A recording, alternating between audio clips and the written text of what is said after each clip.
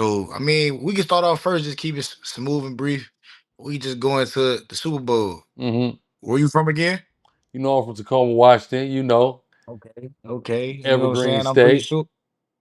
Yeah, and I'm pretty sure you been from Tacoma, Washington. The nearest team to you is Yeah, gonna be them Seattle for Seahawks. You sure. know what We take the Seahawks very seriously in Washington. Very seriously. I'm saying? Well, it's just a major thing happened with them Seahawks. They just won that chip, man. How Yeah, you got feeling about that? got our second championship. You know, I was able to see our first one back in 2014. Of course, Legion of Okay. Boom. You know, Richard Sherman, Golden Tate, and them. You know, Russell Wilson. You know, that was a big deal. Of course, we got a heartbreak the next year um, through a Mm, controversial play call that led to an interception and us losing to the New England Patriots. So this was a redemption year, a redemption game for sure, to be able to beat the Patriots here in 2026. You know what I'm saying? 12 years later, of course, 12 is a significant number with the Seahawks, as the Seahawks fan base is known as the 12th man on the field, supporting the team. So yeah, so that was a big deal and a major symbolic victory for sure.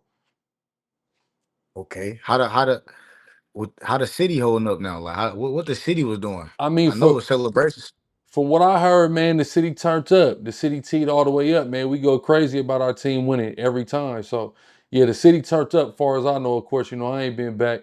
I ain't been to the state of Washington probably since what's that like 21, 2021, 21 or 20. Or Yeah, 2021 probably the last time. So I ain't been back in some years. You know what I'm saying? But yeah, about 2021 the last time I went back. have you seen any like you ain't seen no memorable videos or nothing like that? Or you just Man, I seen the clip of the homie. Shout out to the homie Shoulders. You feel me? The homie Shoulders. But he was in San Francisco though. He was in San Francisco and okay. he had a viral clip. Somebody had walked up to him and the other homie in out there in the Bay Area. Hey, cuz, y'all should have ran the ball in 2015. Yeah, you already know that, cuz. Y'all should have ran the ball, cuz. Y'all should have ran the ball, cuz. Stop playing, cuz. You're a fake ass fan. Nah, you don't know shit. Hey, Y'all don't know shit. What's up? Y'all not ready for that. Y'all not ready. Y'all about to go down like bowling pins, cuz. I'm about to start swinging. Where they was watching it, Asian dude was talking shit and they went viral. They went viral, spazzing on him. So that was probably like the most memorable clip or video I seen for Yeah. sure. Now that this was funny. I know you niggas in Cali all you gotta use nicknames, but why we call bro shoulders? Shout out shoulders though. Why we call them shoulders? Man, cuz, you know what I'm saying, fool, you know, he got to be ill. If you have a name like Shoulders, you better know Groove, you know, because is ill from the shoulders. You know, you Jeez. better know that. And he off the hilltop, you know, and he from 17th Street, you know. And for those who aren't familiar with Hilltop and the 17th Street, particularly, you know, we got different blocks on the hilltop. And the 1-7s, man, they known as the young boxers. You feel me? So you gotta have hands to be represent 17th Street. You see what I'm saying? So Shoulders is an apt name for, you know, a nigga coming off that 1-7 for sure. So shout out to the homie Shoulders all the way, man. Shout out to the homie. Nah, for real. Shout out shoulders. So, all right, cool. Super Bowl, man. Them boys won. You know what I'm saying? They brought that shit back to the crib. Yeah, But within the Super Bowl, they beat the Patriots, bro. yeah, for sure. Was Stefon did, right? Yeah, You know what I'm man. saying? Steph got stepped I'm, on. Yeah, for sure. Stepped on Diggs. I'm seeing, bro, all over the media. I'm seeing him, Cardi B. You know what I'm saying? It ain't even about football no more. It's about him and Cardi B at this point. Yeah, for sure. This Super Bowl was not about the Super Bowl. It was about him, Cardi B, and Bad Bunny. Yeah, that was the storyline for the Super Bowl. The Nah, Patriots for ain't do real. shit anyway, so the game wasn't even all that interesting. We just dog walked them niggas. So you know the storyline it came from elsewhere. Who even is their quarterback? Drake. Then they call a nigga Drake. Dre, he black dude? Nah, white boy. It Okay, was okay, it was okay, both yeah. white quarterbacks this year. Okay, okay, Mm-hmm. cool, cool, cool. With Cardi B and stuff I did been the main topic of the Super Bowl. Mm-hmm. I know you heard about the situation of her throwing a party for bro, but the nigga ain't get to have the party because they took a major ill. So she didn't go to the party. She left the game early. It's a whole bunch of stuff going on. But Yeah. first, let's before we get to that, let's talk about how they said bro had his girl or his BM in the stands with his jersey on and his kid there. Yeah, and How with you his gonna mama. what? What's your take on that? I see people saying it's wrong. I see people bashing Cardi B. This isn't that. What's your take on that? Well, Cardi was in the owner's box. So coming from Stefon Diggs' perspective, as a man myself who deals with multiple women, has for years, has had Okay. multiple women in the same venue at the same time, and this being something that everybody was well aware of. Also kind of not always being something that, like, it's well aware that I'm dealing with multiple women, but it's not always.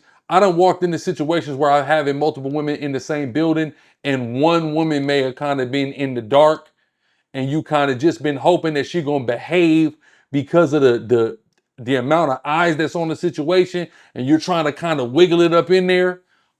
For sure. So I understand what Steph was doing in the situation fully. Hey, look, Cardi, you're Cardi B. You're an international superstar.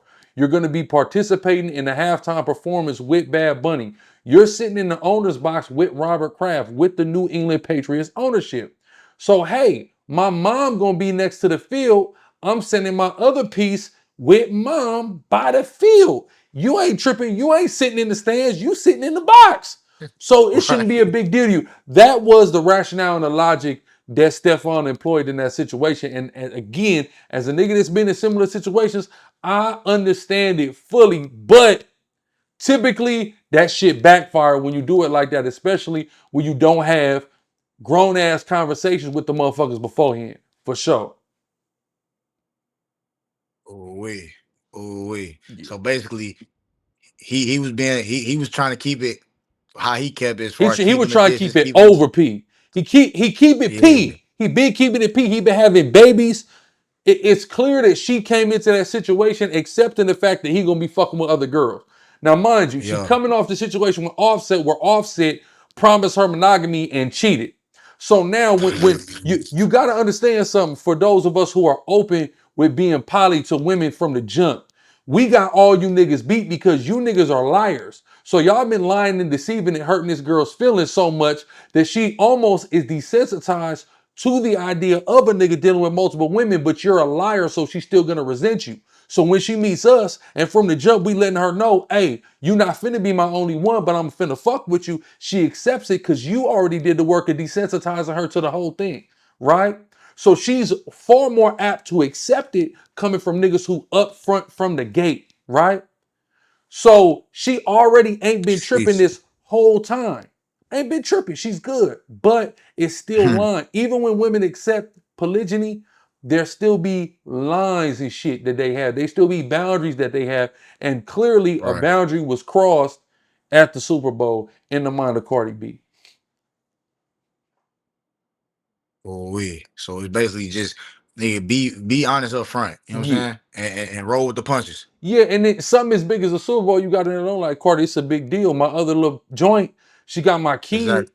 Even if he ain't intertwined with her, she minimally is a mother of his children. Hey, she finna be there. I'm finna just sit here with mom. I'm finna put you in the box. Again, I have a feeling he didn't mention her being there at all, Yeah. Cardi.